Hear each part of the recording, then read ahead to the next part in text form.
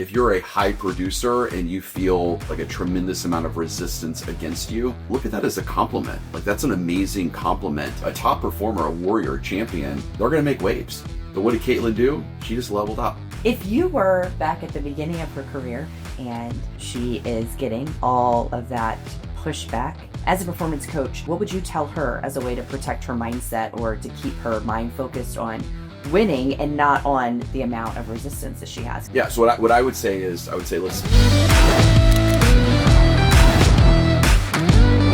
Hey, welcome to Jason Forrest Show. I'm with my wife, Mary Forrest, and today we're talking about the Caitlin Clark effect. It's basically studying her and her ability to control her mindset, process her language, as well as her origin story of the struggles that she had when she was in high school, and how she kind of pissed her teammates off. They didn't want to spend time with her, and so she had great coaching that poured into her and helped her become a phenomenal leader and really shape her to the phenomenal basketball player that she is today. We're going to break all that down. We're going to apply that to how it relates to recruiting and hiring Caitlin Clark's salespeople on your team. At the same time, how do you make sure that the Caitlin Clarks of your team fit in with everyone else, and that they don't leave, or they don't quit on you? How do you build a team of Caitlin Clarks? At the same time, how do we take the messages and the lessons that she did to become, or she's doing to become, a great basketball player, a great performer, and how do we apply that to our life as an entrepreneur, as a salesperson? And we're going to talk about one of the coolest things in the world, and that's what I learned from Jesse Itzler on the Rule of 100. We have so much to talk about. Mary, are you ready? I am. All right, let's go. All right, Mary, I want to talk about Caitlin Clark and the Caitlin Clark effect, and how that impacts sales performance. Sound good? I love it. Let's go. All right, perfect. So Caitlin Clark, again, amazing basketball player, and I've been doing a lot of kind of research into her childhood, and she reminds me a lot of you, which is a great compliment. So she's really funny. So when she was younger, she had such a high standard for herself on the high school basketball team that she would actually throw kind of tantrums when the rest of her team was not performing at the highest possible level. And wait, so it's not that she's a goat; it's that she was throwing tantrums. Is the reminder of me? Is what's happening here? Well, the younger version of you, because I think there's an interesting kind of connection there, that when you're a young goat, a baby goat, goat, yeah, is that what you call them? I'll go with it. So when you're a baby goat, you again, it's almost like it's like your internal energy is bigger than your emotional intelligence. It's almost like exuding out of you, and you don't have the wisdom yet to kind of contain yourself. And so she didn't have that. So her actual coach, Kristen Meyer, which was her high school basketball coach, and so Kristen had to be the mirror in her own life, and would actually show her videotapes of her throwing these tantrums when her team was not performing, when her team was, she felt like wasn't really playing up to Caitlin's standard. And so she would show this and say, look, you got to be a great leader on this team, and the rest of the team is here to have fun. They're not here to dominate and destroy and to annihilate the competition. Okay, I get it. That's funny. I did not know that about her. But yeah, you're right. I mean, I remember a coach that I had. It was actually one of my first sales jobs when I was in the call center.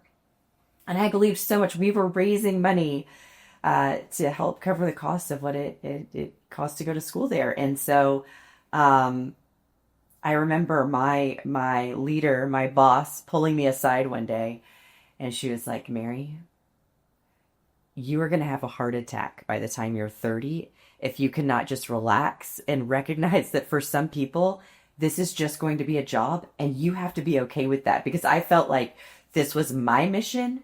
And so everybody that was showing up, I wanted them to have it as a mission for them as well. That this was not, we weren't coming to just call people.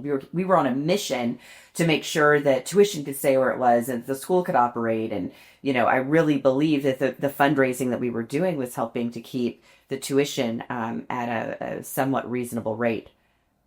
Today, I'm not sure that that's what we were doing, because I don't really know that the tuition is at a reasonable rate, but I really believe that's what we were doing. And I remember she said, for some people, it's a job is a job, and you have to be okay with that, or you're going to kill yourself.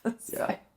I get it. Because I was pretty frustrated. Well, and I had a similar effect, a similar kind of experience in the sense that I got recruited out of TCU to go work for Strong Funds as a financial advisor, and so I got again moved up to Menominee Falls, Wisconsin, and I was the first junior advisor in this kind of stockbroker, financial advisor type of role, and so when I got there immediately, I felt very alone.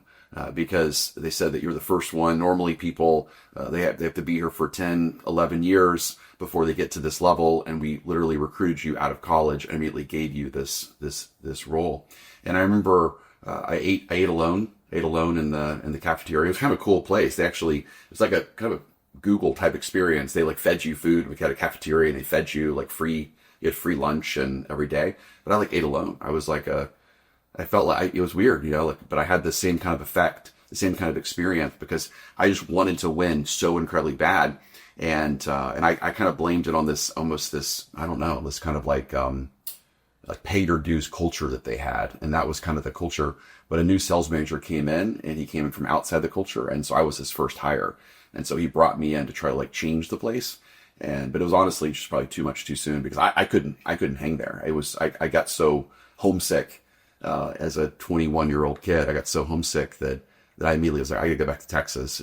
I feel like alone here, and I'm trying really hard. I'm trying to do what I'm supposed to be doing, and I'm reading books and I'm role playing every day, and I was definitely the favored child of the sales manager, but I ate by myself in the lunchroom. It was too much at 21. No, it's interesting. Do you remember a few years ago? I always say a few years. I don't really know how many it was, but all the different speakers that we would be at different conferences with, or anytime we were having dinner with a CEO, I would ask. I'm going to say him because I don't know that there were any women that were part of this study. And I remember I can remember so many of them that I would ask. After a cocktail and halfway through dinner, I'd go, "Hey, I have a question for you. How many friends do you have? Like, how many close, confidant friends do you have?" And I think something that's interesting is I wonder if that is a theme, because the answers were always, it was, you could count them on one hand. Mm-hmm. And that would have probably been generous to have a full hand for anybody.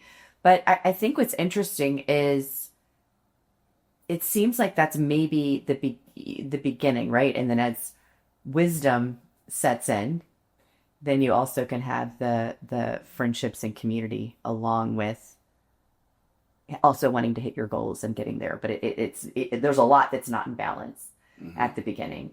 Well, it feels weird too, because, I know, every human being wants to feel like they belong, but when you are in a position like Caitlin Clark or yourself or myself, and you're recruited into a team that it's socially unacceptable to be great, it's socially unacceptable to push the envelope, is that I didn't feel like I belonged. I hadn't paid my dues. I wasn't just clocking in, clocking out. I skipped steps, because I had put the time and effort into it, in college, and I was aggressive and I was assertive and I was a hustler and I was all about attack. And that just didn't fit. That didn't fit the culture. So it just didn't work. Yeah. Well, I mean, we've seen that so much on the recruiting side of our business as well, too, is it's very important to have somebody that has the same level of mission and drive as the rest of the team. Otherwise, Caitlin in high school, there's not a lot of movement that can happen. I mean, I guess you could change schools, but you're pretty much on your team. Like, that's your team. That's where you're going to school, unless your parents move you or you go to a private school or something like that. For the most part, your team is your team. And if you're not, I've seen so many times when we recruit somebody that doesn't feel like they belong. Either, we recruit somebody that is maybe an A+ player, they're a killer, they love the adrenaline and the drive, and we put them onto a team that's kind of coasting.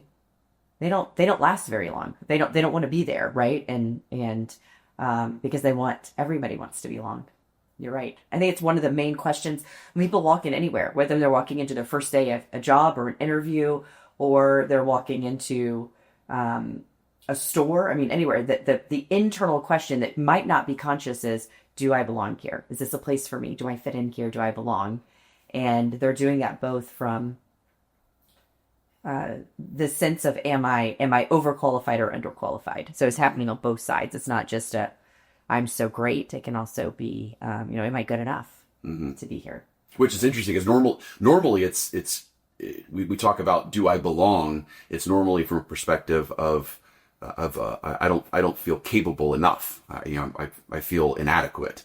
That's normally when we're helping people with that feeling of I belong. That it's a salesperson that has never been able to, a salesperson who currently can't afford $1 million home, but they're selling $1 million homes. And so we have to teach them the feeling of, you belong at the table here of helping this customer go through the buying process and the experience of being able to afford $1 million home and buy $1 million home, even though you currently cannot afford $1 million home. And we have to teach them how to do that. So normally it's from that perspective, but it's just interesting to also see it from the other perspective as well, that sometimes when it comes to high on all times when it comes to high performers, if you have too high of a performer in your culture, in your company, then they're not going to feel like they belong with everyone else. So this just happened actually recently. Check this out. This was advice that I gave a team. So right now we're working with a client, and normally our clients, we have probably a 9 out of 10 success ratio, which is really unheard of. I mean, that 9 out of 10 clients always will get a 10x return on their investment from what they pay us in sales training fees to the not just the revenue, but the net profit they're receiving from our training. Well, right now we have a client that's in that 1 out of 10 that currently is not succeeding. And it's interesting because they got a team of 27 salespeople. And I told the owner just on Friday, I said, look, here's the deal. I said, if you pay me the exact same amount you're paying me now, I just want 5 salespeople. I want 5 that want to be great. And I know we have at least 5 on the team, but let's not train the other 22 and let me just spend time with just the 5. And I'll give you a 10x return through the 5 people compared to right now, I'm not giving you a return through the 27. And he said, well, how is that even possible? And I said, because right now it's socially acceptable to be a loser on your team. Okay, how did he respond to that? Well, he was like, what do you mean by that? He was a little bit, taken off guard. And I said, I'm not saying that they are losers, and I'm not saying that you're a loser. You're obviously a winner, and you're creating, you have beautiful homes, and you're creating you have a great company, you have a great mission that you're trying to accomplish here. And it's just, right now, it's socially acceptable to be a loser. And so, because people in life, they're either external or internal. And external meaning that they take zero personal responsibility for their success, and everything is about something else. It's about the reason why we're not successful is because the economy, it's because the locations, because the products, because the competition has better pricing or better incentives. And I asked them, I said, it was Pat, and I said, Pat, if we ask your 27 people right now, all 27, just one-on-one, tell me what stopped you from selling a home this week.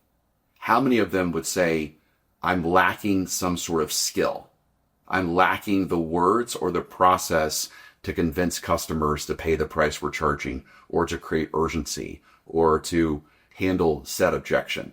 How many of them would actually say, like, I'm lacking the skill versus it's some external reason is the reason why?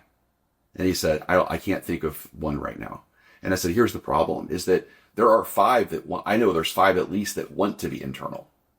There's 5 that know that are on that if they were in a smaller group, if they were just by themselves, then they would take personal responsibility. But right now, the problem is those 5 amongst the group of the other 22, so a total of 27, if they ever spoke their heart and said, guys, hold on a sec, there's something I could have said differently in order to convince that customer. Can we talk through the script or the words or the language or the process? I said, Pat, right now, the other 22 people would make them feel so incredibly uncomfortable. They would feel so like they don't belong that they don't have permission to take personal responsibility. So right now, you have a culture where where it's socially acceptable to be a loser, and it's not socially acceptable to to be a warrior and to choose freedom over fear. It's not socially acceptable. And said, so we've got to start small, and we've got to, create, a group of people. We have to build the culture, the right way from the beginning. Well, did you ever have a class where they graded on a bell curve? Oh my gosh, all the time. Really? I mean, I only had a couple of them, but remember, the culture takes over in those moments. And I remember being in a class and it was graded on a bell curve, and the class, like, people standing up and saying, nobody better make an A on this. If you make an A, you are ruining this for the rest of us. We're all going to fail because of that. And then you have this like whole internal conflict, because at that time I was still, it was the year, this was middle school. This is like forever ago, but this is like when I remember somebody standing up and being really bold about it. That was the year I was really working to get my grades up, because I wanted to go to private school, and I knew that I needed to have like I was trying to get to very, very tricky, very difficult private school. And so I needed the best grades that I could get. And I remember sitting there in the dilemma thinking, oh my goodness, I need to make an A on this. But if I make an A and people find out about it and I mess up the bell curve, like, they will come to find out who did it. And then do I want to go through how difficult that's going to be socially to be the one ruining the curve? Now, I did it anyway, because that was my way out of that school. and with a culture that was going to say, nobody get an A, yeah. I needed out of that. So it was socially unacceptable to be a winner. Correct. It was socially unacceptable to be a champion in that culture. And a culture is nothing more than the average of the beliefs of the organization.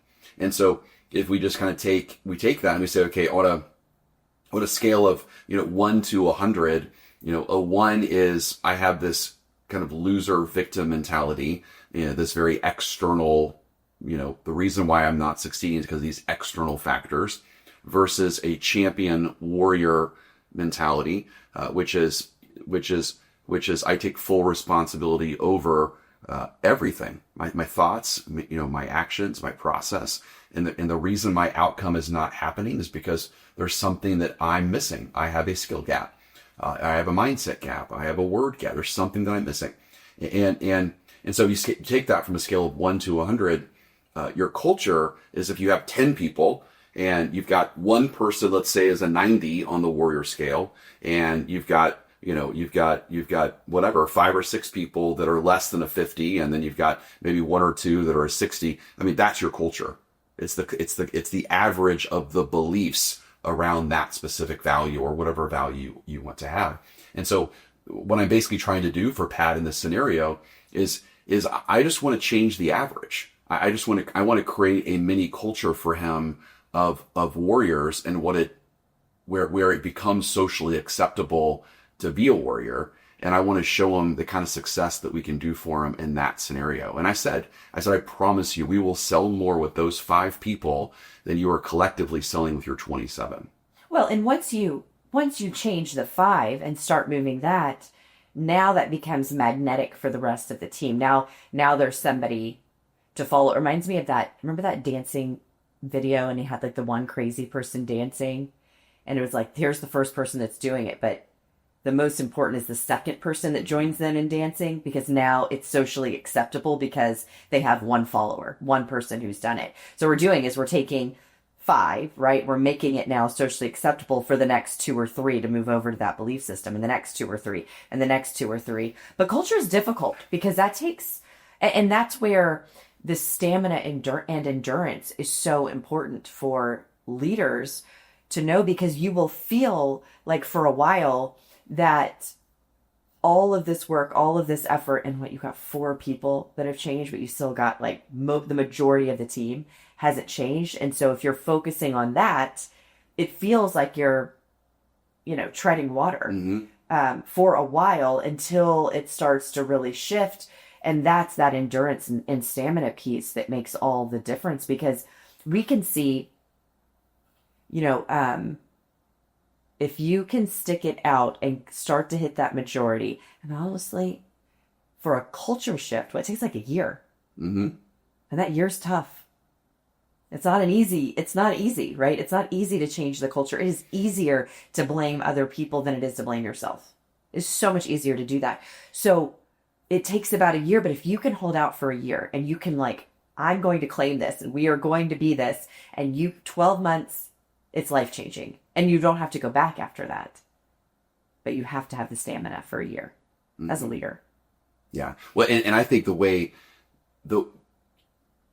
to increase that stamina is to chunk it down and to create like one little culture at a time. So, right. So because it's a lot easier to change 5 than it is to change 27. And so if we can get that feedback loop of, okay, these 5 people are winning. So there's an A/B test, and now these 5 people are winning, and these 5 people, like this is what I want. So I'm going to add more to that, more to that. And what I told Pat is I said, let's create such a group where people are begging to be a part of it, because we have a group of 5 winners, 5 champions, 5 warriors, that are succeeding, and they want to more of that. And the other people were, well, why do they get to have all this time with Forrest Performance Group and Warner Selling in the program, but we don't?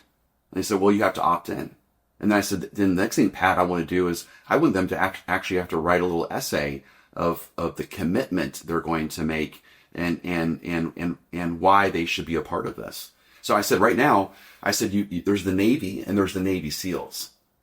And I said, right now, you're like the Navy.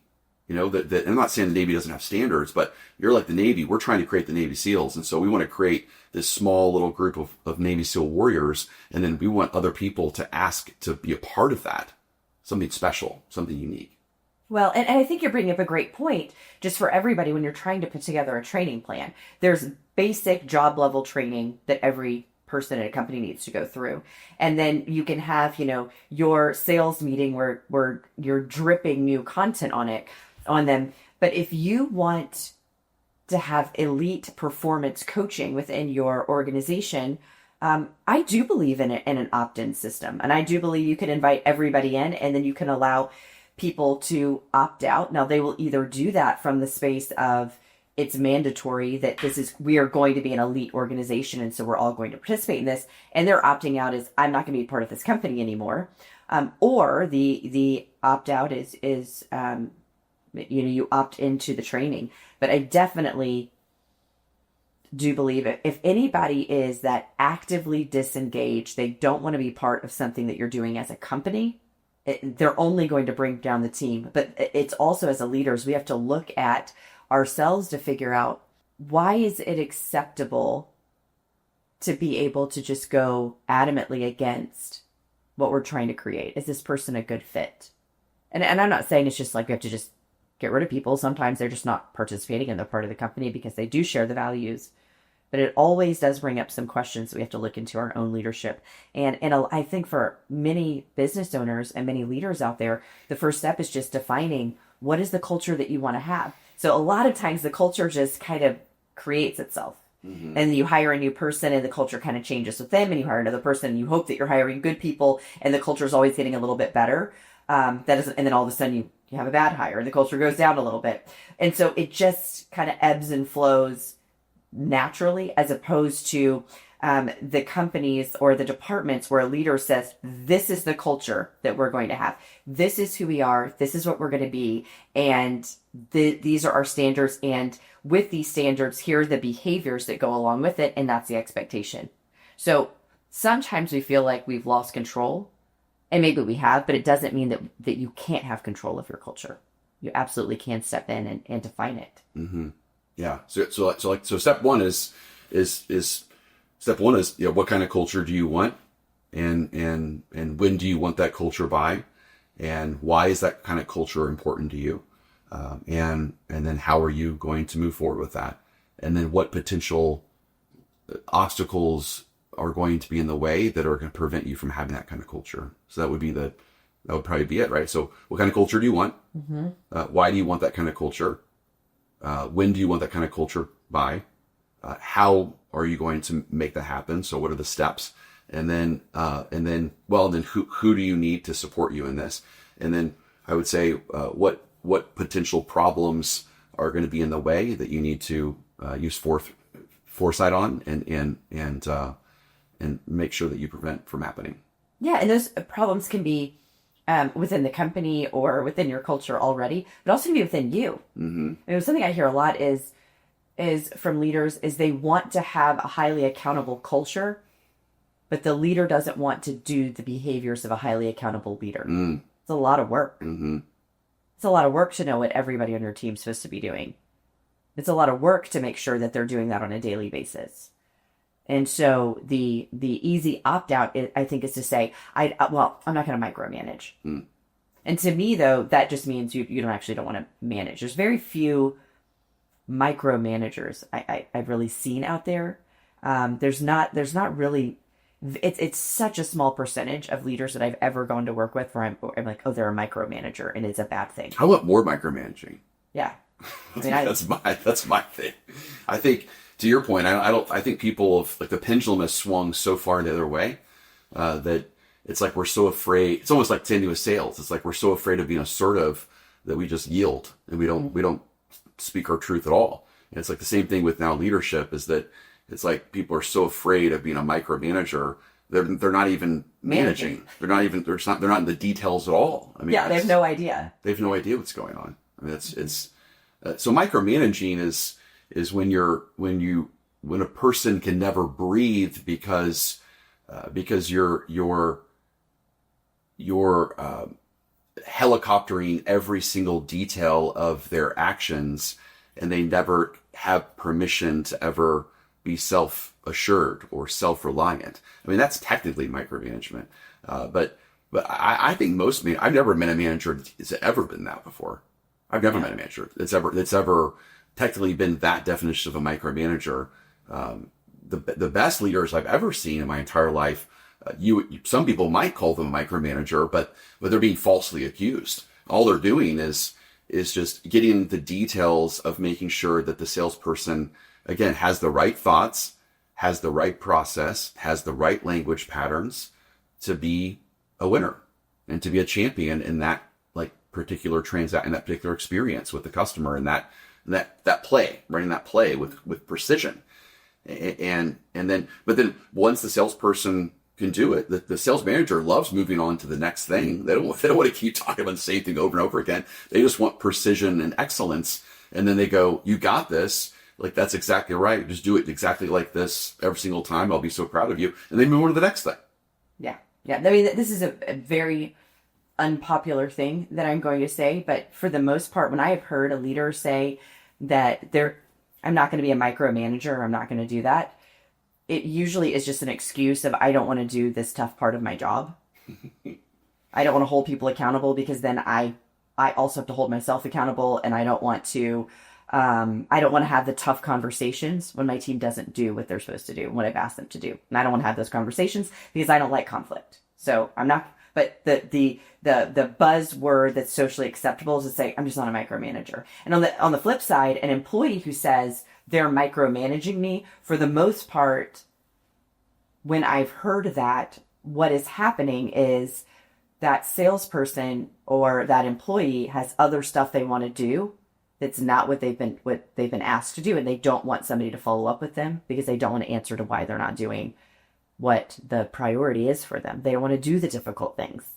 I don't want to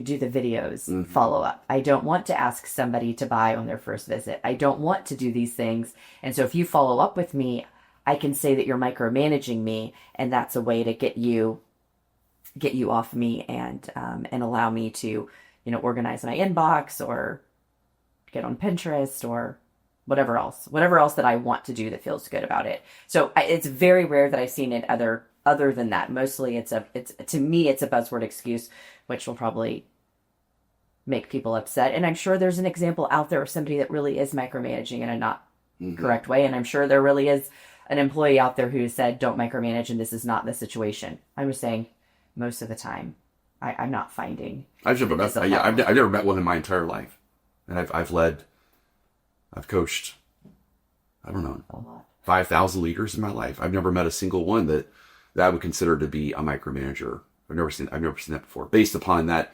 original OG definition of that. And what's interesting too is I actually think champions, I know for a fact that champions and warriors, they want to be managed at the most precision, detail oriented way. So, like, there's a team that I coach on Fridays, and there's a new person, perfect person named Brandon. He got our company actually recruited him, which I'm very excited about. So he came from the car business, got into homes, and he flat out stopped me like midstream. He said, Jason, can you please work with me right now? Let me tell you my pitch, and I need you to tell me exactly how my pitch is incorrect and what you would have said instead of the way I said it. That's awesome. That's amazing, right? That's awesome. I've never heard that before. Yeah. So technically, like, an average salesperson would say, well, I feel like if Jason steps in and tells me exactly what to say, when to say it, how to say it, the tonality of like the word, everything, well, he's micromanaging me. But in this case, Brandon, as a champion, he said, I'm going to tell you exactly what I'm doing. I want you to tell me how I'm doing it wrong so I can say it the way Jason would say it. Isn't that interesting? Please micromanage me. Yeah. To every single word. That's what I want to know. Yeah. So champions want to be micromanaged. Well, in that class too, I mean, how many times do you always say that? Say it again, slow down. I want to get every word. I want to say it just like that. I want to know. Yeah. So let's talk about Caitlin Clark. So what's interesting with Caitlin, I want to talk about her ability to handle the intense competition as well as high expectations, because, when she transitioned to the WNBA, she had a lot of support. But at the same time, because of all of that kind of fanfare, she immediately encountered a crazy amount of competition and physicality in the professional play. She had this debut against Connecticut Sun and immediately had all these fouls that she was going up. It was crazy. And the reason is, right, it's because she was singled out, because she was this kind of mark. And of course, the competition said, hey, let's take Caitlin out. And I think I think that's cool. I think what a cool thing about that is that, if you're a high producer and you feel sometimes that there's like a tremendous amount of resistance against you, like, look at that as a compliment. Like, that's an amazing compliment that there's a mark, there's kind of like a mark on your back, and I think, again, kind of an average mentality is, fly under the radar and don't be seen and, just don't make waves, but that's not the Caitlin Clark effect. A top performer, a warrior, a champion, they're going to make waves. And by making waves, they're also going to, again, get a lot of resistance and they're going to get a lot of pushback. But what did Caitlin do? She just leveled up. She just said, you know what? I'm playing at a higher level now. I got bullseyes on my back. And so now I just need to level up and I just need to learn how to, handle the pressure of the WNBA. And I just need to be able to learn how to improve my skills, my mindset, process, language. And she did. So if this was back at the beginning of her career in the WNBA and she is getting all of that pushback, like literal pushback, and the words against her that she and that loneliness, as a performance coach, what would you tell her as a way to protect her mindset or to keep her mind focused on winning and not on the amount of resistance that she has? Because she's human, right? So that's got to affect her in some way. Mm-hmm. Yeah. So what I would say is, let's focus on the P's of mental toughness. So again, stay present, stay patient, stay purposeful. And so what I would basically do is,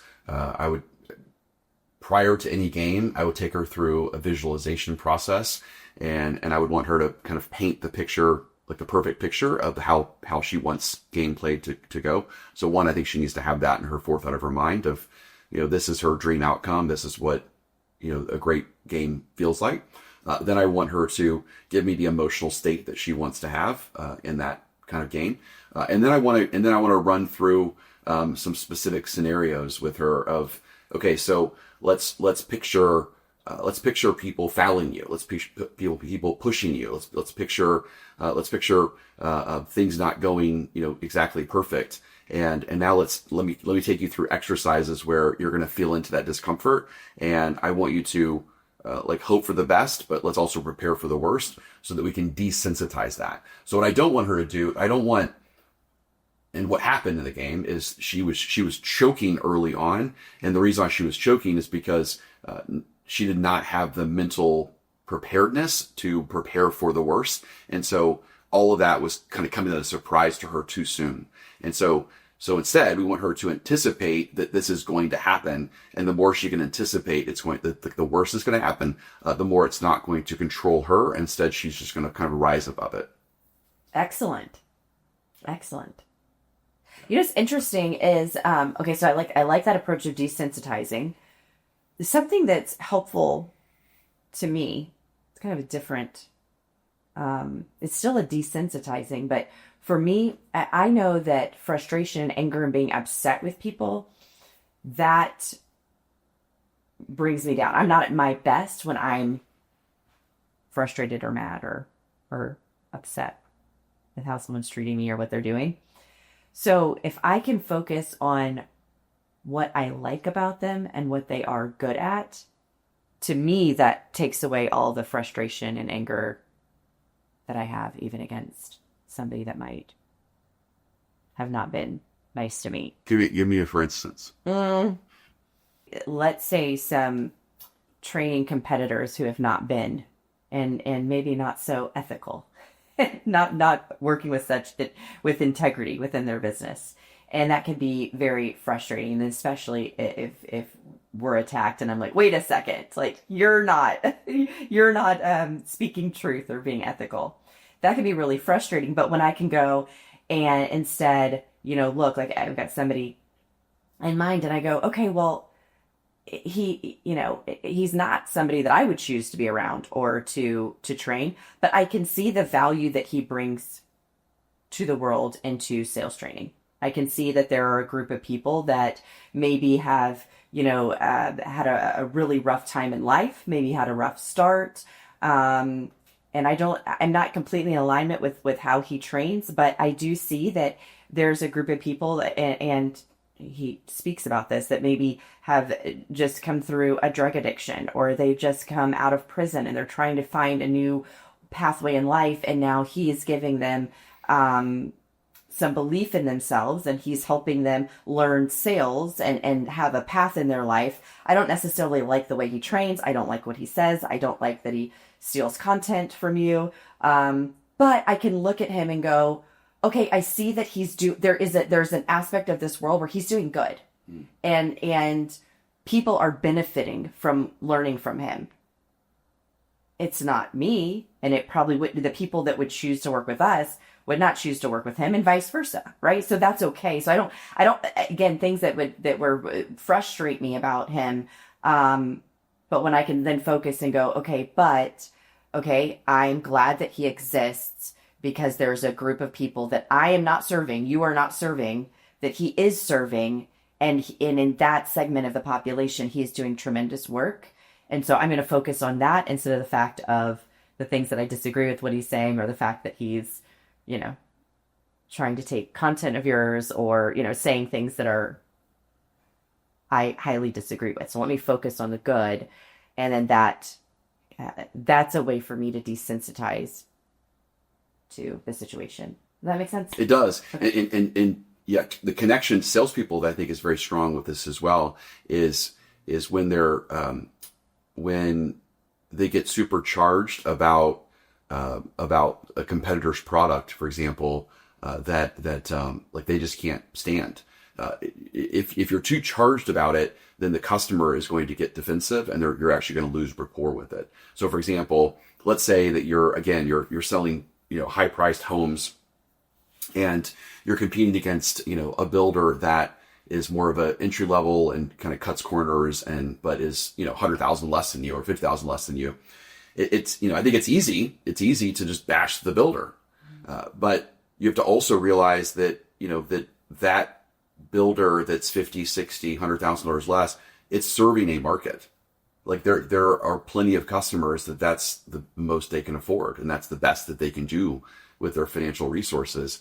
And so it would be way more sales wise of you. I like that phrase. Have sales wisdom and be sales wise, to instead of bashing them, just be very clear. That's a great builder over there. The people who choose that builder are looking for a home that's best at blank, blank, blank for a price range of blank, blank, blank. The people who choose us are excited to spend $75,000 more in order to get the following things that builder is not doing in that market. So, Mr. Customer, what we need to do today is just figure out, did that builder build that home with you in mind, or did we build our home with you in mind? And I promise you, by the time this conversation is over in the next couple of hours, like, I will specifically give you that freedom to feel right with, are you supposed to be with us? Are you supposed to be with them? But either way, we'll get this result today. Yeah. And we think our business would be better if all of our competitors went away. That's not true. We need our competitors. You do. And to everybody that's building a home, you do not have the resources or ability to build every home that every person needs. You don't. You don't even want to build a home for every single person that's out there. And the same for us to say, I'm thinking about a conference we were at last month, and there's some other sales trainers that came over because they wanted to watch you speak, and I'm talking to them, and they're so kind and so gracious. And they said, why, I remember one gentleman, and he said, why do you and Jason speak so highly to me, to other people? I'm so grateful that you did. It's come through the grapevine that you said really nice things about me. And why do you do that? And it was like, well, because we respect you and you're good at what you do. And Jason and I, as much as we'd love to train the whole world, we don't have the capacity to train the whole world. It takes more of us, and we love what you're doing, and you make a difference in people's lives, and so happy that you're in this business with us, and that you're this light, and that you're loving salespeople, and you're taking care of them, and of course we support you. So it's not about not wanting any competitors out there. Mm-hmm. So and I don't think he's wasting people's time. I mean, correct. I get a little bit more obviously frustrated when there's competitors that I feel like are truly wasting the salesperson's time, or they're giving sales training a bad name. Like, I don't, of course, like that by any means, but no, I think, if the sales trainer is adding value and not wasting their time, and then yeah, I think it's great. I think that only helps us as well. Mm-hmm. So, absolutely. Okay, so the other thing that I thought was just really great about Caitlin is just her ability to kind of level up other players, and so I do want to kind of talk about that as well. I mean, she's really learned how to kind of be a team captain, be a leader on the team, and start to elevate other players. I do believe in, the amazing quote of, that as we let our light shine, we give permission to other people to do the same. And as we're liberated from our own fear, our presence automatically liberates others. I think that's a phenomenal quote that I try to say a lot. I pray over it, and you've heard me say that a lot. But what advice would you give a salesperson who is the Caitlin Clark of the team, and currently she feels like she doesn't belong because she's with a team that is maybe doesn't want it as bad as she does? However, the team has great potential in them, and the team can rise up. And so what advice would you give, again, that top salesperson that's with the team, and she feels that the team is kind of apathetic? And what can that salesperson do to go and start to bring out the greatness in others as a peer leader? Yeah, that's a good question. I think first is just talk a lot about why it matters to you, and what do you believe in. What I don't think, let me say to not do, I think, is to just go start giving advice to people. People don't really take advice unless they ask for it. But if we can just share stories first of of helping other people, and why we do what we do, and how our life has changed. I know a lot of times I'll talk about, my life has dramatically changed through sales. I was not living, before I got into sales, I was not living the fancy, beautiful life of service and being family oriented that I get to today because of sales. So I talk about that a lot because I want people to get excited about sales. And then from there, watch for the people, right? Watch for the ones that are interested. Watch for the ones that react.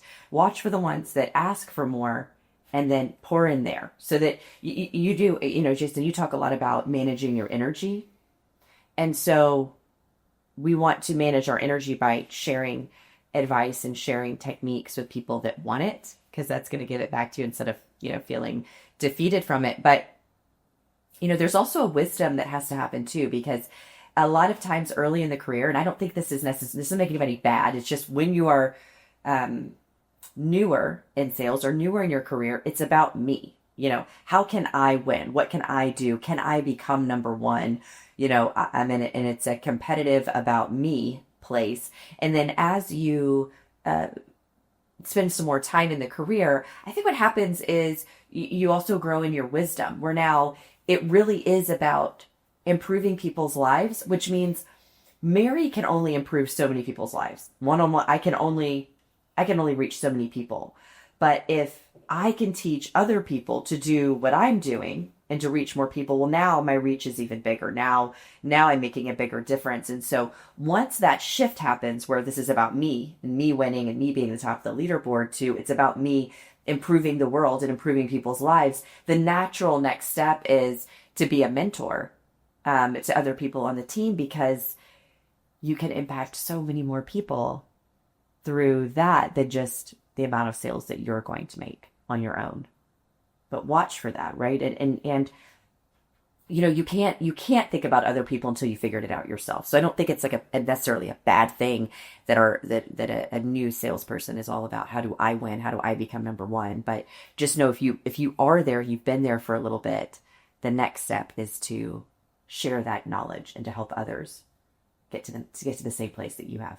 And I like the idea of just finding one person, right? Just finding one person. So one thing you said, I think is important is let's start with one. Let's find one person, and then 2 people, 3 people. But then the other thing you said that was very powerful is again, people don't necessarily want advice unless you're in an authority position or they've kind of surrendered to you, and they're kind of giving you permission.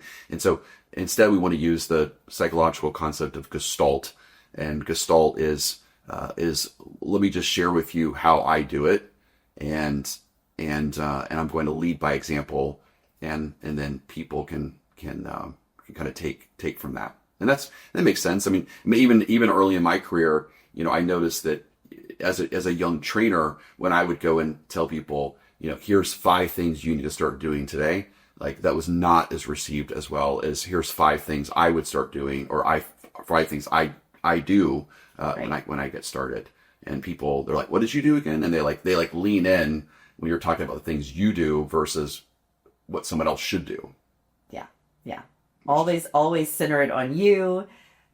Just throwing out, just sharing what I do, take it or leave it, that very, whatever you want, as opposed to you do this. People don't like that. They don't like being told what to do, even if it's right.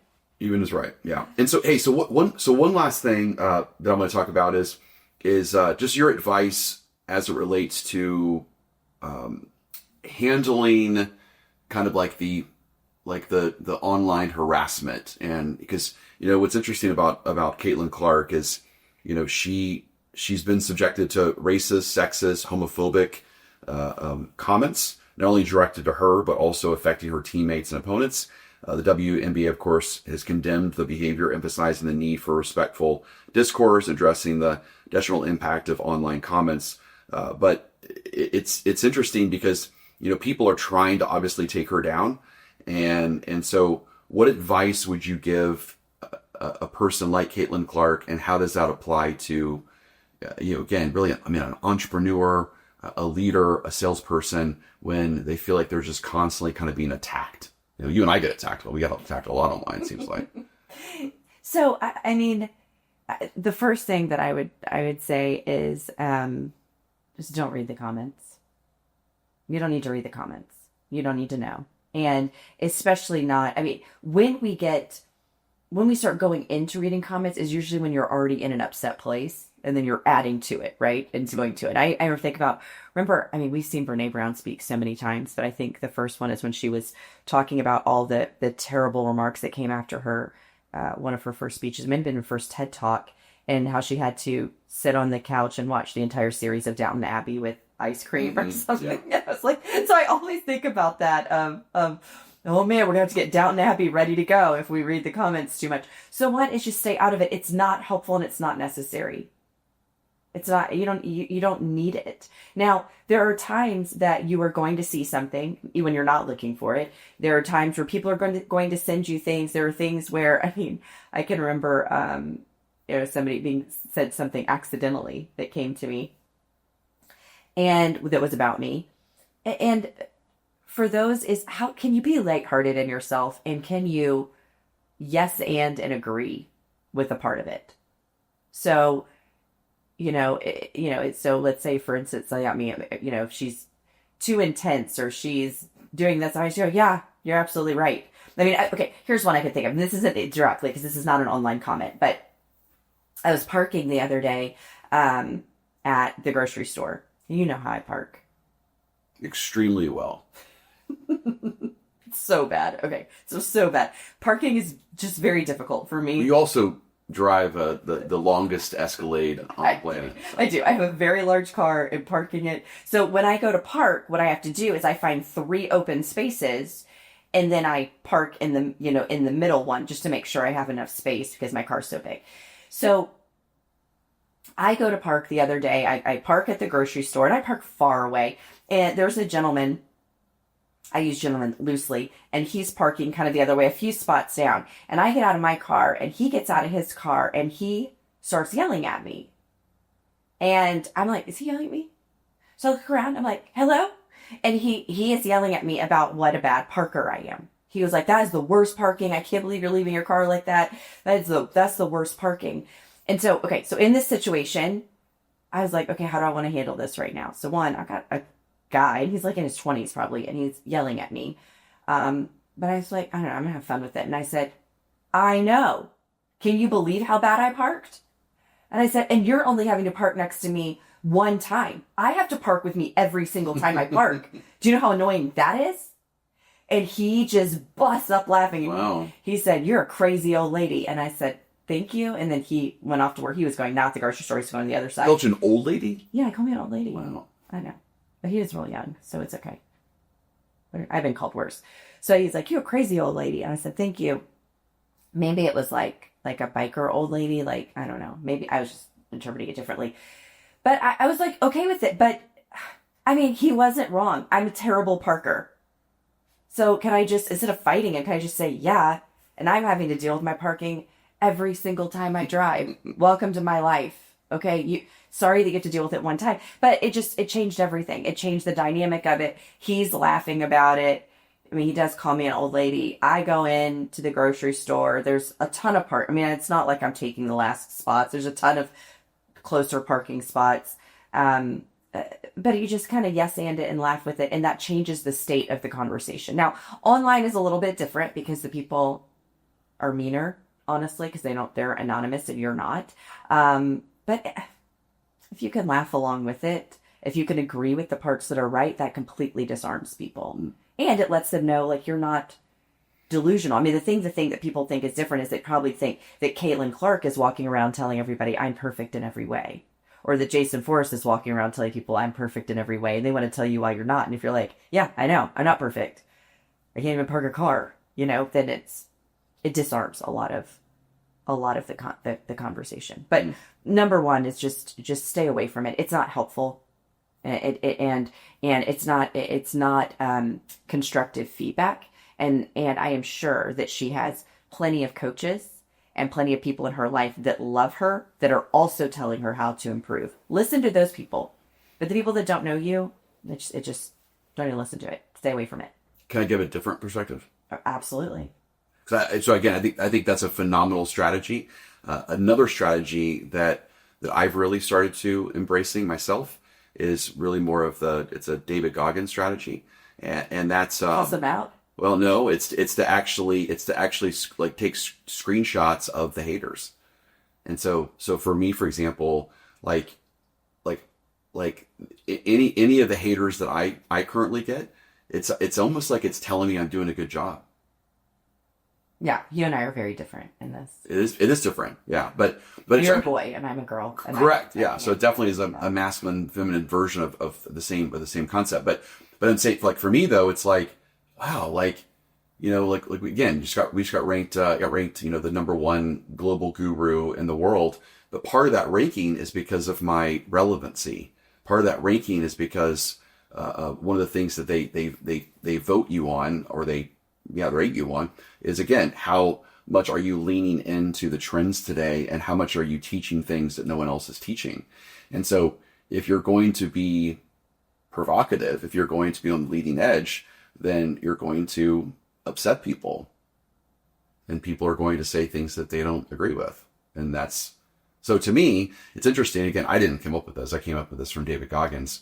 And so David Goggins, he actually prints it out as almost as like trophies of his ability to push the envelope. Because I mean, he's tough, right? I mean, he listens to anything that David Goggins said. He makes fun of all motivational speakers. And he's like, just do the effing work.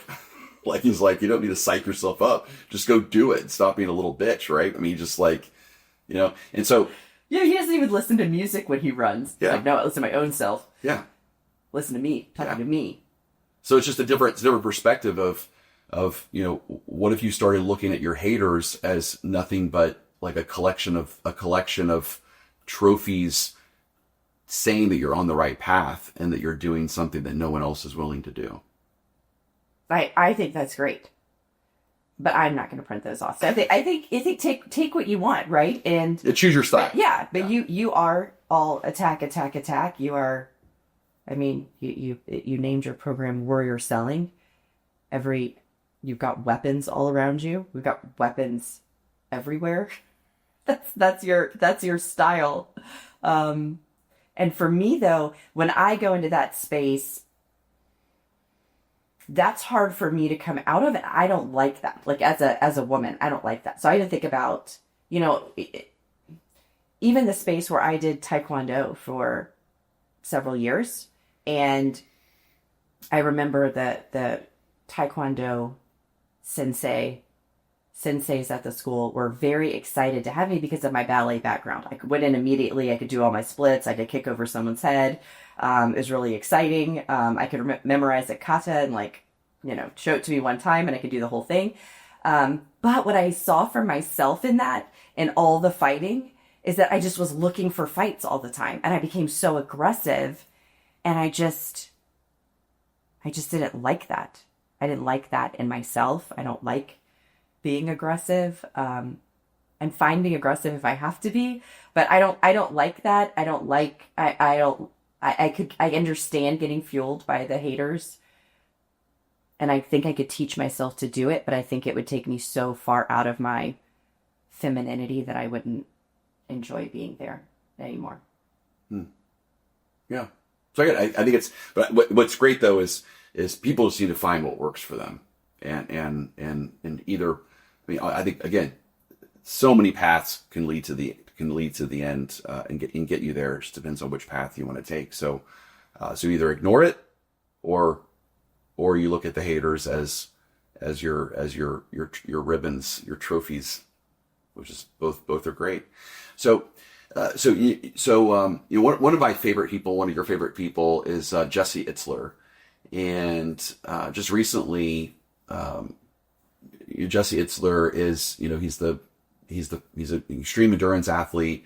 You know, he's also the co-founder and creator of 29029, the endurance challenge that you and I both participated in. He also wrote, I think, one of your favorite books of all times, Living with the SEAL, which is where he first put David Goggins on the map. Right. And he also has Living with the Monk, which I haven't read yet. Have you read Living with the Monk? Oh yeah, absolutely. I haven't read that one yet. Mm-hmm. But recently I spoke at the Fairway Mortgage Conference, and oh my gosh, I mean, it was like thousands of Fairway loan officers. I mean, I felt like I was in a rock concert. I mean, this thing was insane. So I got to speak at this Fairway conference and share some ways on how to increase conversion rate, and it was great. It had great reviews, and it was great success, and I was the warm up act for Jesse Itzler. And so Jesse, of course, he brought a DJ, and he had his DJ up there, and he was telling his amazing stories of, how to be successful. And anyway, and so one of the things he talks about is this concept called the rule of 100. Have you heard of this? I don't think I don't know. He does the rule of 100. And so here's a clip of him talking about the rule of 100. And it's just, to me, it's one of the simplest but most profound things that any salesperson, any entrepreneur, any leader, gosh, anyone could just like own the rule of 100, and so many things would happen that would be great in their lives. So check this out. The rule of 100 states that if you spend 100 hours in a year, which is 18 minutes a day, all of us, in any discipline, karate, violin, piano, whatever, if you spend 18 minutes a day, which is 100 hours a year, you'll be better than 95% of the world in that discipline. Wow. Isn't that fascinating? The rule of 100. 18 minutes a day. That is not a lot of minutes. It's really not. It's really not. It just shows, to me, it's so interesting because it just shows how easy it is to be in the top 10% of anything in life, but yet how difficult people make it up in their own mind. Mm-hmm. Like it's 18 minutes a day to be a top 10% salesperson. It's 18 minutes a day to be, to be a great leader. I mean, or it's 18 minutes a day for you and I to focus on how can we have a top 10% marriage. Just can we spend 18 minutes a day just trying to learn about each other and just be better for each other and just figure something out. Just 18 minutes. That's all it is. That's pretty amazing. But it makes sense too, because, the majority of our training videos are like 10, 12, 15 minutes. And I say baseline is you watch it once a week before we talk about it. So it can sit in your brain and you can practice it, and it can just, even if it just sits in your brain, you just notice things differently for a week. But the top people where I see these tremendous growth in the top people, they're listening to that 10 minutes every single day. Mm-hmm. So that's exactly in alignment. And I can 100% tell you who those people are that listen to. And it's not like intense, like just while you're driving to work, you put the video on, then you listen to it for 10 minutes. And the amount of growth that they have just from adding that every day instead of once a week is pretty insane. Mm-hmm. It's a huge jump. So I've never heard him say that though. It's really good. It's pretty cool. But like Matthew, our head of sales, and I know he intentionally role plays every single day for 20 or 30 minutes. Like he just practices every single day, which is pretty cool. So it's pretty cool how close you are to being, again, just a superstar champion, just with the rule of 100. Well, and people think they don't have time, but my whole role play with myself would be on the drive to work. Mm-hmm. So I'm talking to myself, thinking about the appointments that I have that day, thinking about the questions or objections that I don't want them to give me, and I'm practicing it. And I just do it just to my drive in. That was my practice time. Yeah, that's it. Awesome. All right. Well, so again, we talked about Caitlin Clark today, and again, the Caitlin Clark effect, which is her ability to master her mindset, her process, her language, to her ability to be wise when she was young, and she had this phenomenal coach. Again, I think that it's a coaching along the way that makes all the difference. And so she had this phenomenal coach. Thank goodness that really saw something in her and said, "Hey, you could be truly great at this, but there's some other soft skills you need to learn. Like you need to learn empathy, you need to learn relatability with your team, you need to learn how to do that," which is important because if she wouldn't have had that coaching, that message early on, it's very possible she wouldn't be who she is today, because she might have got burnt out. She might have not been a good team player in such a way that people wanted to be around her, and eventually she might have just given up because she wasn't having fun. And so we talked about that. We talked about the ability to handle the haters that are out there and the pressure, and of course the rule of 100. And so these are all things that people can do. So if people like this kind of message, and they like us breaking down athletes and leaders and applying what applying their techniques as far as what are they doing from a mindset perspective, a process perspective, a language perspective. And again, how does that apply to sales and entrepreneur and leadership? Then of course, then like and subscribe. Also, I'd love people to comment in the video below.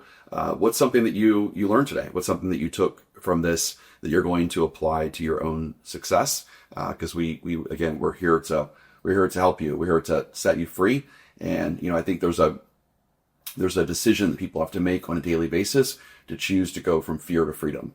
And it's just every single day, it's like, what am I going to do to say, no to fear and say yes to freedom? And so it's all about learning something. So until next time, this is Jason Forrest. Push yourself to become a better version of you.